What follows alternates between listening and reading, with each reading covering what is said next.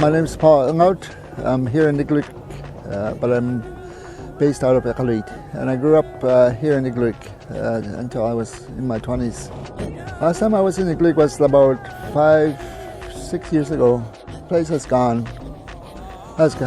a lot. And there's a lot of more young people here now. Most of the older people have passed away. But the landscape's still the same.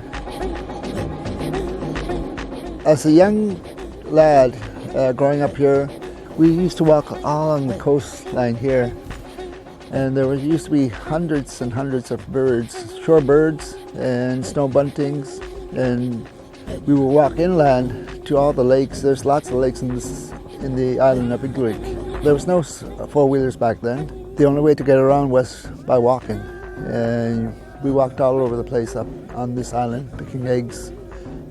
You don't see that many birds anymore. You see the odd ones, but not very many. Not like what it used to be. I went to the river in a place called Avamukturik. I grew up going up there, and the first time I put my foot in the river this time, it was different, and I expected to see some fish.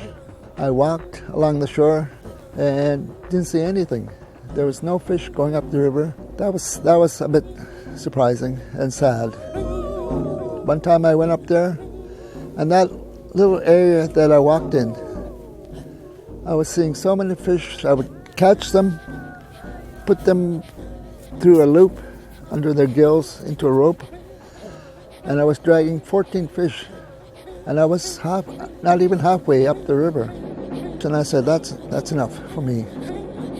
My late father used to tell us that in the old days they would say, we need to leave the land so that the land can breathe, that the land can replenish itself, and no hunting for a number of years in that certain area. They would leave it completely so that the animals and the land can replenish itself. And that's what needs to happen in rivers like we were just in. I remember in the old days we tried to build a weir so that we can catch fish, and an elder was shouting at us and saying, don't ever do that, because the fish are trying to go up and the fish are trying to go down, and you're preventing that from happening. As an Inuk, we've always been taught to conserve. And we've always been conservationists and make sure that there's plenty more for the future. And that's what we have to practice in the future, is to conserve. Because if we don't practice it with the pressures from climate change and other factors, it's going to be a tough road for all wildlife in the Arctic.